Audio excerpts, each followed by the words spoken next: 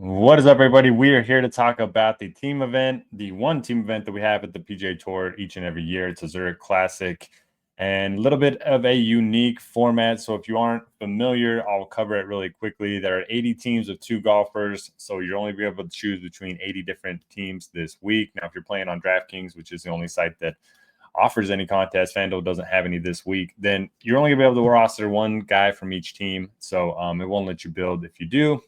So I'll walk through my model here in a minute, but so there's 80 teams of 2 golfers, and then they're going to play in rounds 1 and 3. They're going to play 4-ball, which is another word for best ball, which means each golfer plays their own ball, and they take the best score of the 2 golfers on each team on that hole. So you're going to see a lot of low scores in rounds 1 and 3 because basically the name of the game is going to be chasing birdies. Now, rounds 2 and 4, it's going to be foursomes, which is alternate shot. So one golfer on the team hits the drive, the next golfer has to hit the approach shot, and so on and so on. And so you're going to see a lot more difficult scoring in rounds 2 and 4. You're going to be a lot more reliant on your teammate in rounds 2 and 4. You can't just have one golfer playing well like you can in rounds 1 and 3.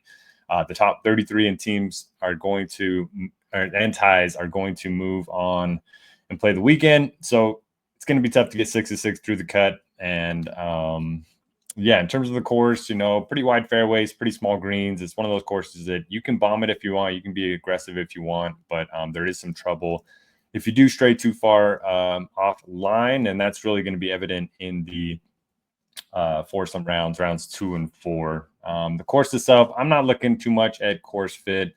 I'm more focused on just guys that can make birdies and guys that I think that can play well together. Now, for the model this week, it's a little bit tricky. So I had to come up with a way to create team rankings. So what I did is I created individual rankings for each golfer. So as you can see here, Rory McIlroy has, let me freeze these panes really quick.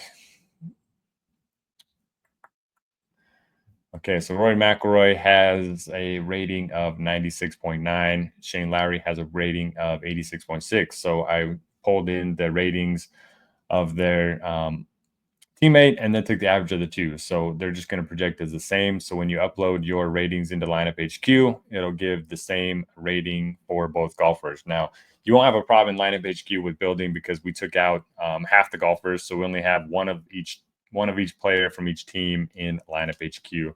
But the way the model works, I had to have separate projections for each golfer, especially if you are planning to play with the weights this week. So the only way to do it was to create a team rating, and that is for each individual golfer. So Rory and Lowry are both going to have a team rating of 91.8 when you upload these into Lineup HQ. But yeah, so you can change the weights and it'll give you individual ratings, and then it'll give you team weightings. If you let me just change one of them. As you can see here, everything kind of changed. So it's kind of cool for premium members if you want to download the model. It's a good week to do so because a lot of people are just going to see names and just going to see course history, and then they're going to build lineups based off that. But this is actually a way to create your own ratings that's a lot more advanced than people that are just relying on course history, which I don't think is all that important. Golfers who have played this event in the past, with the one good year or 2 good years together, you're just going to get so much inflated ownership that I think it's a good week to kind of build your own stuff. So anyway, I have a 9% weights off the tee because I do think, good drivers of the ball are going to have an advantage here, especially in the alternate shot. 3% to total driving, 12% to approach, 6% to around the green, 8% to putting, 12% to birdie better percentage, one of the highest that I'm going to have it at all year. Again, the winning score is going to be 25 to 30 under par, so you're going to have to make a ton of birdies, especially in the best ball format. 3% to bogey avoidance, 7% to course history, and took me a while to go and sift through all the course history because the leaderboards obviously are team leaderboards. So I had to go through and manually adjust them all to separate them by, golfer. And so it was a lot of work getting the course history. So yeah, if you wanted to look at this and you're watching and you're not a premium member at RotoGrinders, just check out my first look article and all of the course history. It's free. You can look at that in there. And then, as always, the form and field strength, I have these bumped up a little bit this week just because I don't have any comps to weight. So these are going to be a little bit higher than usual. Field strength index at 10%. Now, at the very top, we have Rory McIlroy and Shane Lowry. They won this event last year. I don't know if you watched Full Swing, but it was kind of cool watching the behind-the-scenes stuff with those two. Rory, obviously coming off the biggest win of his career, at least the most meaningful win of his career. So I don't know if he's picked up a golf club, and they're going to be extremely popular. So for me, I'm probably only going to build one lineup this week, maybe two lineups this week. I'm fading the very top team. I know they project well by far, but they're expensive. And while I'm doing that, I'm also going to get away from the Hoffman and Watney chalk at 6,200. I think if you're playing this week, probably don't pair the Rory pairing with Hoffman pairing, just because that duo is going to be the duo of teams anyway. It's going to be very, very popular.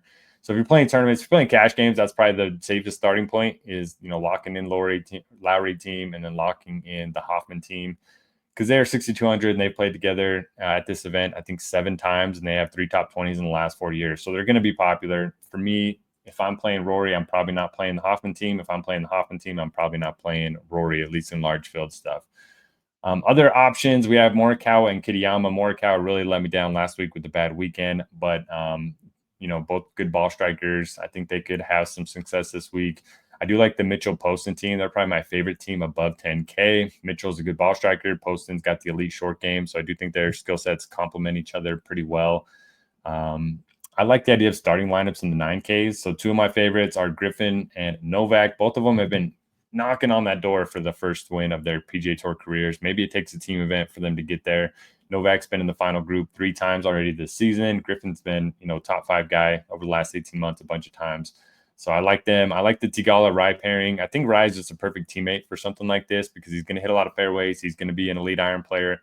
And then once Tigala gets, in some good vibes going, he tends to be really streaky and he tends to put together a lot of good rounds. So I think he could be beneficial to Rai's, fairways and greens type of play. So I like them quite a bit at 9,200. Probably not going to have a ton of Dietrich and McIntyre. I was kind of hoping Robert McIntyre would link up with Sepp Straka. I think they could have been a very interesting team, but they didn't. So we don't have to talk about those two. I like Hoagie and Horschel a little bit. Hoagie's a lead iron player. Horschel's always been really good putter and around the green. Gim and Kim rate out as the best point per dollar option in my model this week. If you look at birdie or better rate, they're both in the top 8 over the last 150 rounds in this field. They paired up last year and made the cut. So I like them quite a bit at 7,800. 2 Euro guys and Olesen and Wallace, I think you can look at. The model also likes Gerard and Walker. Both have been playing a lot of golf this year. They've both been playing pretty well. Walker has done most of his damage in terms of high-end finishes on the Korn Ferry Tour, and Gerard's, 2 top 10s in his last 3 starts. So 7,500, I think that's really good price point for them. And if you are building the balanced team like myself, the high 7s just got a lot of good options in there. I think Cantor and Smith are interesting. Cantor's been really good. He won over in Europe, and then Jordan Smith finished second last week in Europe. So 2 guys that I think could play well together and that probably will get overlooked by the field.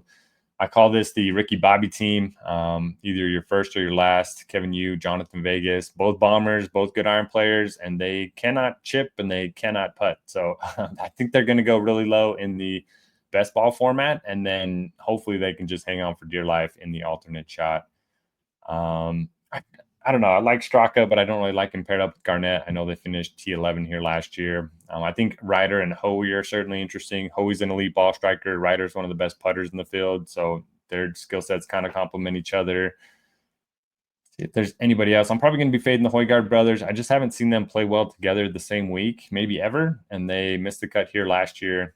And, they're just going to get a lot of buzz. If I'm playing any brothers, I'm probably going to play the Fitzpatrick brothers instead of the Højgaard brothers. See if there's anybody else. I don't mind the Seabez EVR pairing, a couple South Africans there. Fox and Higo. Higo coming off of the win last week was pretty impressive. Yeah, that'll just about do it for me. So again, I'm not going to play too much this week. I think it's a good week to kind of scale back the bankroll, but wanted to get this model video out there. As always, if you are a premium member at RotoGrinders, you can download this model, you can customize it, and you can upload these right into Lineup HQ to build lineups with. So best of luck, everybody. Hit the thumbs up button, and we will see you next week.